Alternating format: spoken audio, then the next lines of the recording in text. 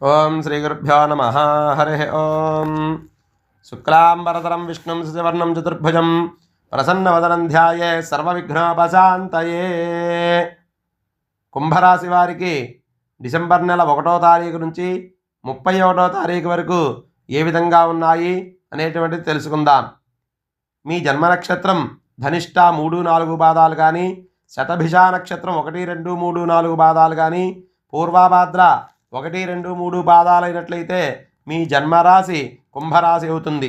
ఈ రాశి వారికి సంతానానికి జ్ఞానానికి కారకుడైన గురుడు వృషభ రాశిలోను, ధనానికి ఆయుష్కి కారకుడైన శని కుంభరాశిలోను, చక్షువులకి విదేశీయాన కారకుడైన రాహువు మీనరాశిలోను, భక్తి జ్ఞాన వైరాగ్య రాజకీయానికి కారకుడైన కేతువు కన్యారాశిలోను, రోగ భూభ్రాతృకారకుడైన కుజుడు కర్కాటక రాశిలోను, వ్యాపారానికి ఉద్యోగానికి బుద్ధికి కారకుడైన బుధుడు వృశ్చిక రాశి యందు ఉండడం వల్ల ఈ రాశి వారికి ఈ నెలలో ప్రతి చిన్న విషయానికి కూడా ఆందోళన చెందుతూ ఉంటారు.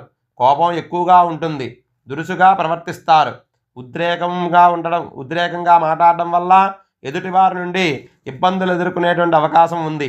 శారీరక గాయాలు, అనారోగ్య సమస్యలు కూడా ఎదురవుతాయి. వాహన ప్రమాదాలు జరగడానికి కూడా అవకాశం ఉంది. జాగ్రత్తగా ఉండడం మంచిది. ఆందోళనగా ఉంటూ ఉంటారు. సోదర మూలకంగా ఇబ్బందులు పడతారు. భార్యాభర్తల మధ్య చిన్న చిన్న గొడవలు రావడానికి ఆస్కారం ఉంది. సంతానం మంచి అభివృద్ధిలో ఉంటారు.